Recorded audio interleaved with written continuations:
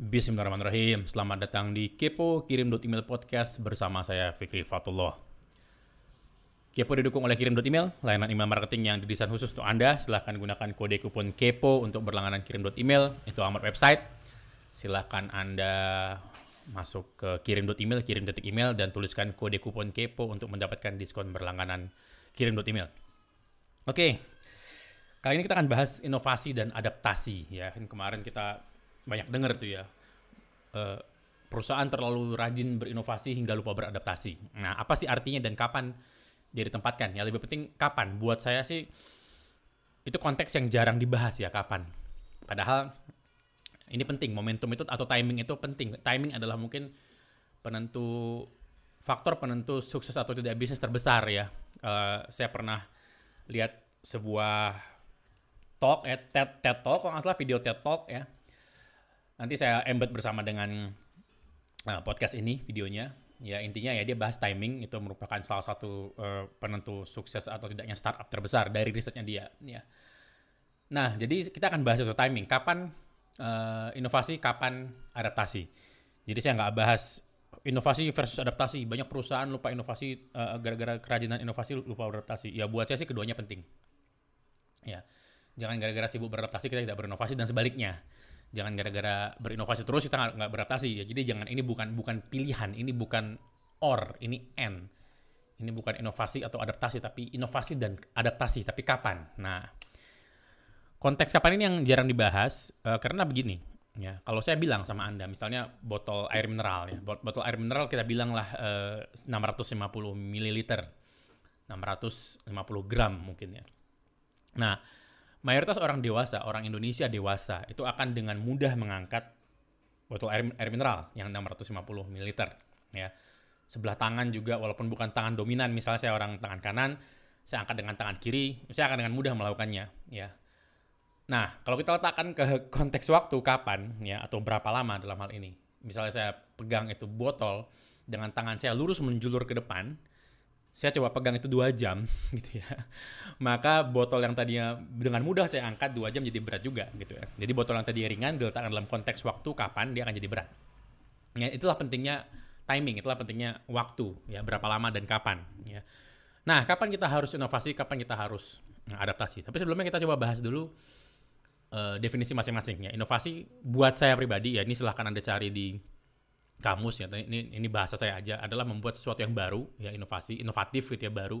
Menurut KBBI juga begitu. Inovasi itu menurut KBBI, sebentar saya sambil ngecek, pemasukan atau pengenalan hal-hal baru atau pembaharuan ya. Intinya kata kuncinya adalah memperkenalkan sesuatu yang baru ya. Baru adalah kata kuncinya di sini. Itu inovasi. Jadi yang baru itu artinya tadi nggak ada, sekarang ada, baru ya. Nah, bagaimana dengan adaptasi? Adaptasi kata kuncinya adalah penyesuaian. Ya, jadi mungkin dia bukan hal yang baru, tapi yang lama yang disesuaikan. Itu ada adaptasi, ya. Nah, makanya saat ada pandemi itu disebut adaptasi kebiasaan baru, ya, karena dia hanya mengubah yang sudah ada dan menyesuaikan. Nah, jadi saya mundur ke belakang beberapa tahun yang lalu, sekitar tahun 2014 ya lupa, saya pernah bersama dengan Kementerian UMKM, ya, bersama dengan deputi pemasarannya, kalau nggak salah saya itu dijabat oleh namanya Ibu Emilia, ya. Saya jalan dengan beliau, orangnya sangat visioner buat saya, ya. Jarang mungkin orang di kementerian yang visioner begitu, ya. Saya ngobrol sama beliau sepanjang jalan dan itu terjadi selama setahun, ya. Setahun kita keliling beberapa kota, ya. Saya ikut, saya memberikan pelatihan, saya juga berdiskusi dengan kementerian. Dan di situ ini tahun 2014 ya, saya mungkin masih banyak marah-marah di situ. saya marah pada banyak hal, saya marah pada banyak orang yang menurut saya, harusnya begini, harusnya saya banyak menggunakan kata harusnya, ya, sesuatu yang mungkin sudah saya tekankan ke diri saya untuk tidak digunakan lagi kata harusnya ini, ya. Nah, singkat cerita saya marah-marah, tentu saja saya sama Bu Emil, Bu, kalau Ibu dengar ini saya mohon maaf Bu kalau kemarin banyak nyaman, dan Pak Dery ya, timnya beliau, saya juga minta maaf kalau dengar ini.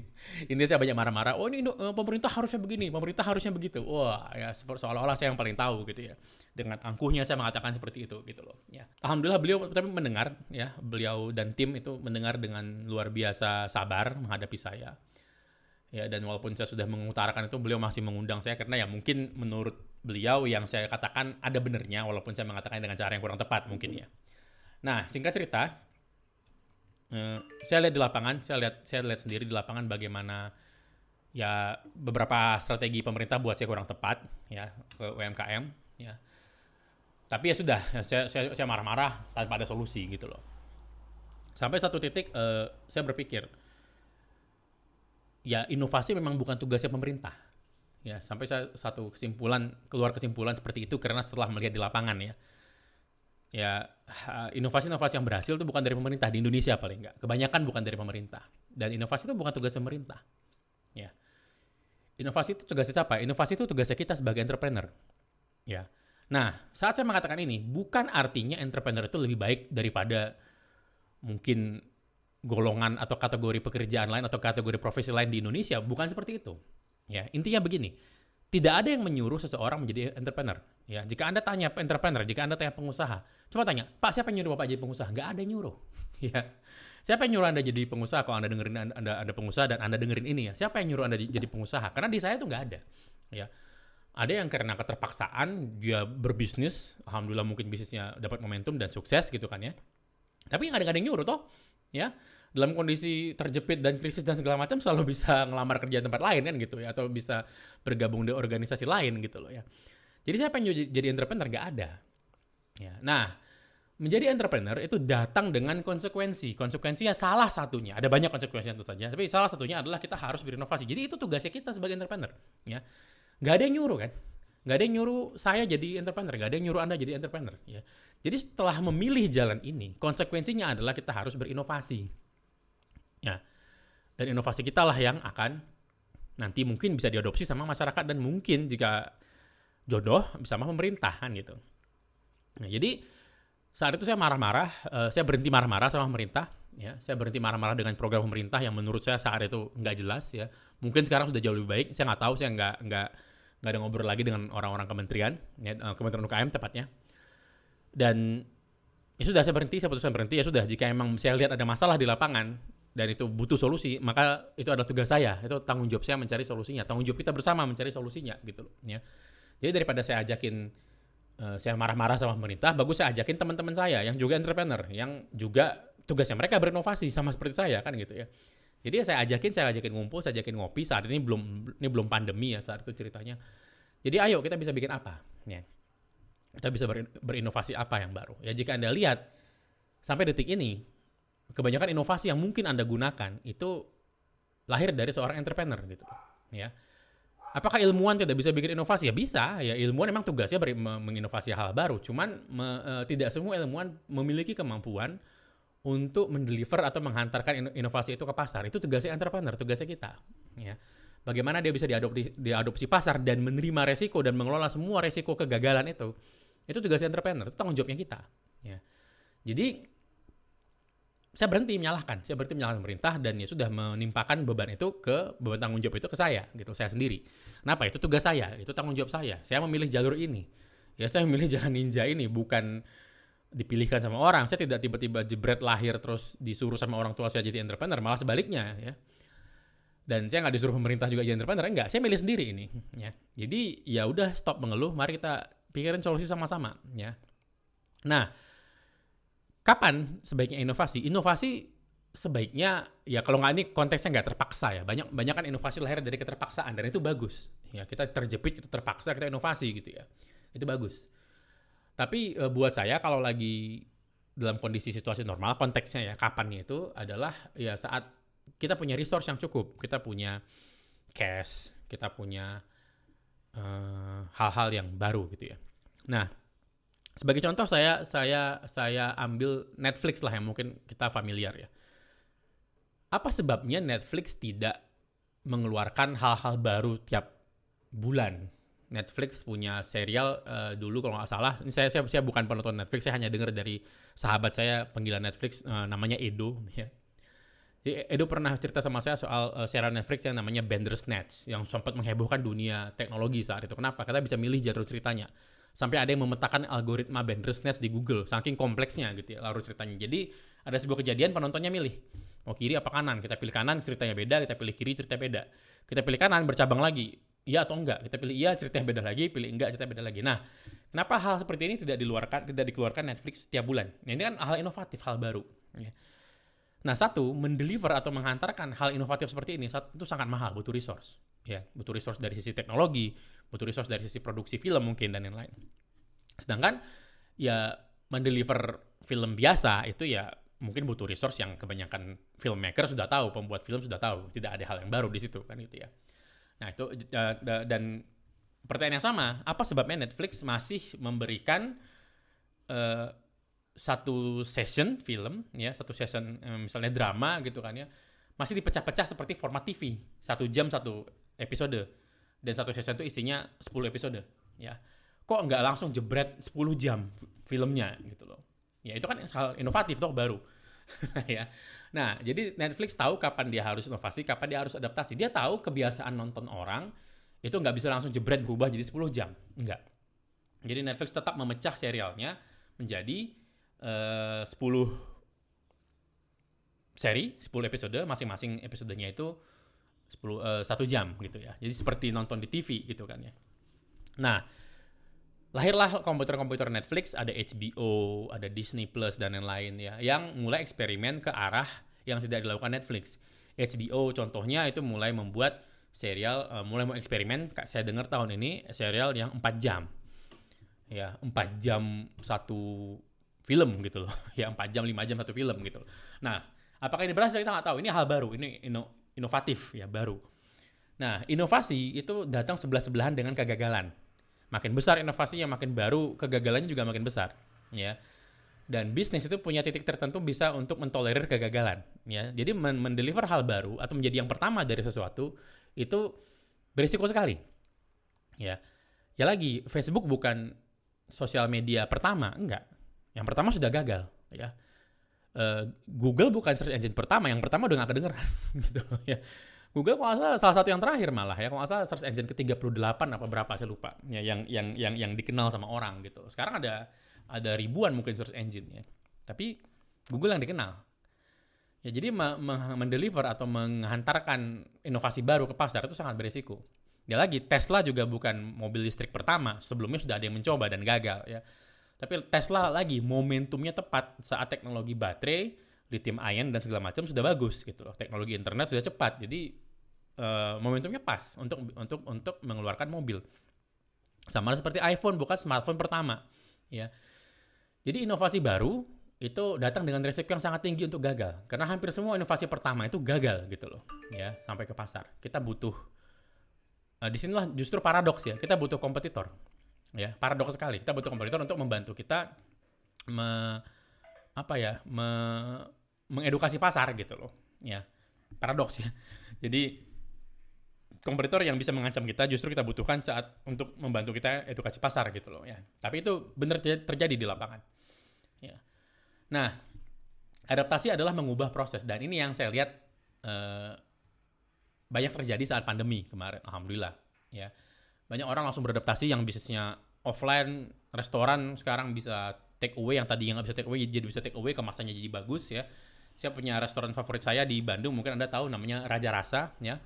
Raja Rasa dulu experience atau pengalaman take away-nya tidak begitu bagus karena memang mereka mendesain experience makannya untuk makan di situ. Jadi telepon reservasi, duduk makan, pulang gitu ya. Jadi dia bukan didesain untuk take away ya. Nggak seperti yang mungkin kecil-kecil ya, tempat-tempat makan kecil. Itu memang sudah dari awal sudah didesain untuk diambil sama Gojek gitu atau sama Grab gitu ya, Grab Food. Nah, sekarang experience mereka berubah ya. Sudah bisa take away, saya pernah datang take away dan lain-lain. Padahal dulunya itu tempat restoran favorit keluarga kami makan di situ gitu kan ya. Karena suka dengan suasananya. Yang dijual emang salah satunya adalah suasananya itu. Tapi sekarang karena nggak bisa lagi, maka mereka beradaptasi menjadi take away. Experience take away-nya jadi lebih bagus, kemasannya jadi lebih bagus. Sekarang mereka bisa mengemas tetap hangat lebih lama dan lain-lain ya. Nah, adaptasi ada batasannya. Ya, adaptasi yang terlalu ekstrim dia jadi inovasi gitu kan ya. Nah tapi begini, berhentilah menunggu kondisi normal. Itu yang pengen mungkin saya sampaikan melalui podcast ini, kesimpulannya itu. Berhentilah menunggu kondisi normal. Masih banyak saya lihat di lapangan orang berbicara, nanti kalau kondisi normal kita begini, nanti kalau kondisi normal kita dapat momentum begitu. Kita bersiap aja nanti kalau kondisi normal orang begini. Stop. Ya, faktanya adalah ya lagi ada yang mengatakan setelah vaksinasi kita akan normal 15 bulan dari vaksinasi, ada yang mengatakan ini nggak akan normal lagi. Saya nggak tahu dan saya di sini bukan untuk memprediksi itu.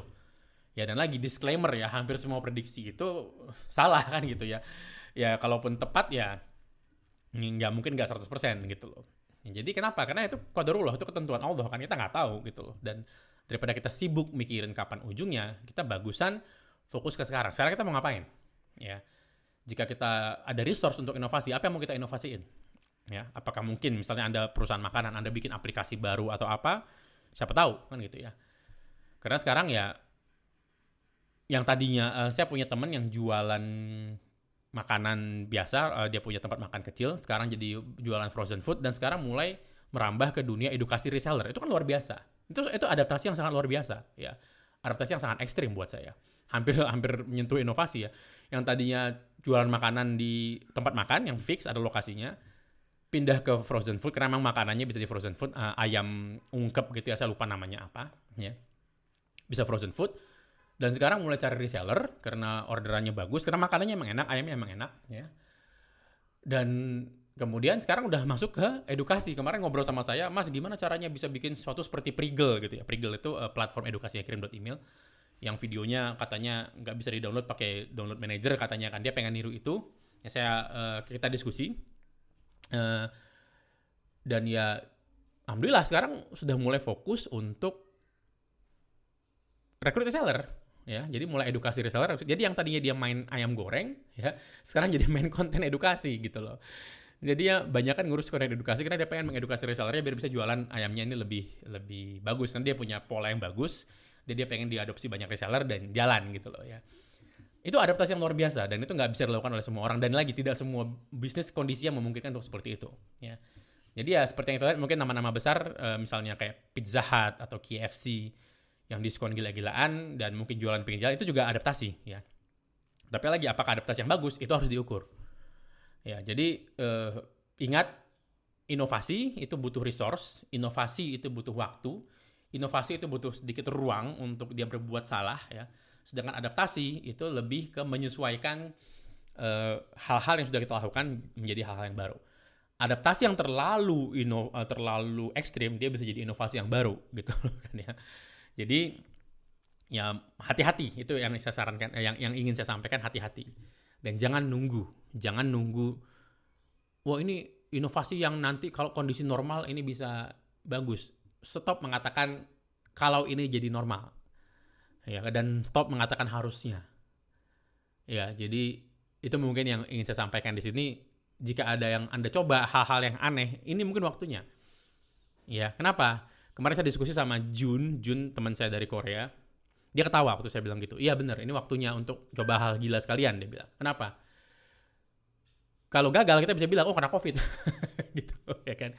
Dan kalau berhasil kita juga bisa bilang karena COVID. Ini dua-duanya benar gitu kan. Ya, jadi kita nggak perlu pusing mikirin alasan, oh ini gagal nih kenapa? Kita nggak perlu malu, kenapa? Ya sudah, ini kena COVID, bilang aja kena COVID. Beres gitu loh. Ya walaupun ini joke, ini candaan, ini mungkin ada benernya. Ya, sekarang adalah waktu terbaik untuk Anda mencoba hal-hal yang ekstrim sekalian, hal yang gila sekalian lagi ya, kalau Anda punya resource-nya ya, dan Anda punya waktunya, dan Anda punya ruang untuk berbuat salah. Ini mungkin waktunya mencoba hal-hal yang di luar kewajaran, atau hal-hal yang ya menurut Anda gila sekalian, atau menurut kita gila sekalian gitu loh. Kita dia tukang jual ayam goreng sekarang rekam konten untuk reseller, jauh banget loh. Ya. Padahal ya mungkin kalau kita bicara 2019 ngobrol sama beliau gitu ya. Ya bahasnya masih resep, masih ya itulah distribusi segala macam. Sekarang sudah bahas konten gitu. Kenapa? Udah mulai mau rekrut reseller, udah mulai kejar produksi frozen foodnya dan segala macam. Ya ini adaptasi yang sudah mengarah ke inovasi baru, dan lagi dia punya ruang untuk berbuat kesalahan. Ya. Maka waktunya mencoba hal-hal yang aneh-aneh seperti itu gitu, hal-hal yang tadi nggak kepikiran. Ya, karena saya lihat makin banyak sekarang penjual-penjual yang tadinya katanya ngakunya gaptek, sekarang udah mulai pada bikin konten di YouTube untuk tadi ya jualan barang-barangnya ya.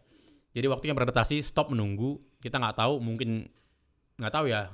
lebih duluan kiamat daripada kondisi normal, mungkin kan kita nggak tahu, mungkin duluan umur kita nyampe baru normal, kita nggak tahu. Jadi selagi kita dikasih umur, dikasih waktu luang, dikasih resource, waktunya kita coba hal-hal yang aneh sekalian gitu ya, kita coba hal-hal yang lucu-lucu sekalian gitu loh ya.